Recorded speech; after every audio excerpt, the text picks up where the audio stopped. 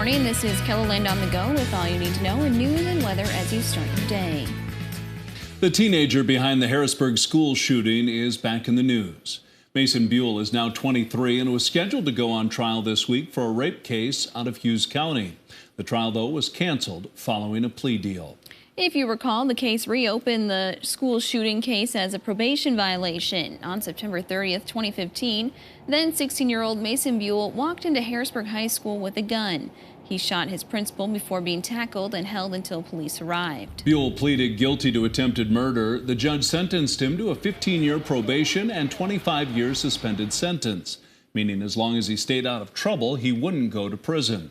We expect to learn more about what comes next in the case when Buell returns to the courtroom in Lincoln County on February 7th. Sioux Falls police are investigating 2 robberies that took place at the same intersection just over 12 hours apart. One happened at First Premier Bank at 14th and Minnesota around 5 o'clock Monday night. Police say a man walked into the bank and eventually told a clerk he wanted cash. The clerk had stepped away from the counter and ended up activating an alarm. The suspect left and ended up running away, so he didn't get anything from that. Police are still looking for the man and waiting to get surveillance video from the bank. The second case happened just before 7 Tuesday morning at the Get and Go right across the street. Police released this surveillance video yesterday afternoon showing the suspect. Police say the man walked into the gas station, indicated he had a weapon, and got away with cash. Right now, people and police don't know if the 2 cases are related. Meanwhile, Sioux Falls police are investigating an incident in the central part of the city. Police cars were seen at a gas station in the area of 11th and Grange Tuesday afternoon. Authorities aren't saying what happened at the business, but our KELOLAND news crew did see additional police cars driving around the neighborhood. We're hoping to learn more at this morning's police briefing. You can watch it live right here on KELOLAND.com starting at 10:30. Watertown police are asking for the public's help in solving several recent burglaries. The first happened at Smokes for Less overnight on January 23rd. The people involved broke a window to get into the business. Several items worth around $1,200 were stolen. Then overnight, January 26, 2 suspects got into America's Pure CBD by breaking a window. Several items worth around $10,000 were taken. If you have any information about the burglaries, you're asked to call the Watertown Police Department. Now let's get a check of our forecast with meteorologist Scott Munt. Good morning, Scott. Good morning, Sarah. Good morning, everybody. We are looking at warmer temperatures today, but still below average. Numbers in the teens and 20s in eastern KELOLAND. This will all come with plenty of sunshine and light southwest winds of 5 to 15 miles per hour. We'll have highs in the 30s today in central South Dakota and 40-degree weather in western KELOLAND. I'll have more details on your forecast coming up. Thank you, Scott.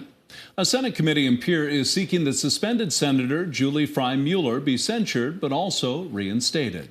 A staff member for the Legislative Research Council has accused her of unprofessional conduct, alleging that Fry-Mueller said the staffer's vaccinated baby, quote, could get Down syndrome or autism. The staffer has also alleged that Fry-Mueller claimed vaccines will be fatal for the baby.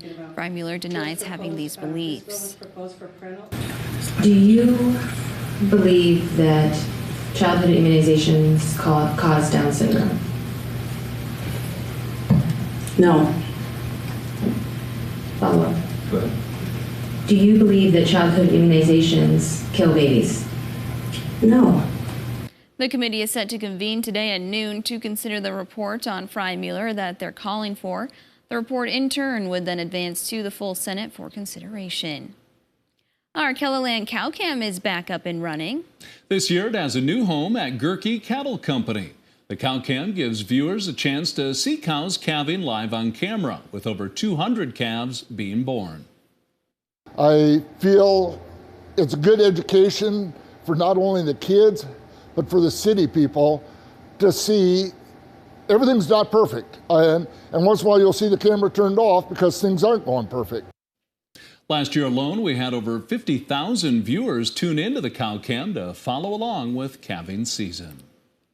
A student at West Central High School is bringing the community together while also raising money and awareness for the fight against childhood cancer. Campbell Fisher is a senior at West Central. For National Honor Society, she organized Trojans Go Gold, which started last week and wrapped up at last night's basketball doubleheader against Tri-Valley.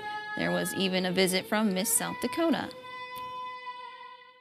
When I was 13, I actually lost my 13-year-old cousin to cancer. And so I definitely want to help raise awareness for childhood cancer and raise funds for resources and research and everything. So that's definitely a big factor. And then in the West Central community, we have had many families who have been affected by childhood cancer. So I feel like getting this out to our community, and our community is very supportive. So I knew that people would want to help us out. But that awareness part is really what I wanted to push. Fisher's project includes raising money through donations in a 50-50 raffle, selling gold t-shirts, and more. She says they want to keep the donation drive open for another week, and if you'd like to contribute, there is a link with this story on KELOLAND.com. That's a look at some of our top stories. Now let's get one last look at your weather with meteorologist Scott Mudd. Scott? Well, good morning, everybody. We are looking at plenty of sunshine for today, though it will be another cold day. Let's focus on the good. Temperatures will be warmer than what we had yesterday, but still below average, I guess. Teens and 20s for highs in eastern Kettleland. A cold front quickly moves across the area tonight, late tonight into tomorrow morning. Behind that, we'll have strong north winds that will allow for falling temperatures, I would say, throughout the day tomorrow. Numbers by your commute home around 5, 6 o'clock, probably near zero or even below zero for some of us. So we will have falling temperatures for tomorrow. The winds do change direction on Friday, but still a cold day. We'll have numbers, probably in the teens for highs in eastern South Dakota. Notice a thick cloud cover as well in eastern Kettleland, but this all changes just in time for this coming weekend. We'll have our numbers return to the lower 30s for highs for Saturday in eastern Kettleland. Now, in the meantime, today with sunshine, expect numbers in the teens and 20s across eastern South Dakota. 30 and 40-degree weather in central and western Kettleland will fall to the single digits and teens tonight, but as the front moves through tomorrow, we'll have strong north winds. That will allow for falling temperatures. Expect these numbers probably to get hit early in the day.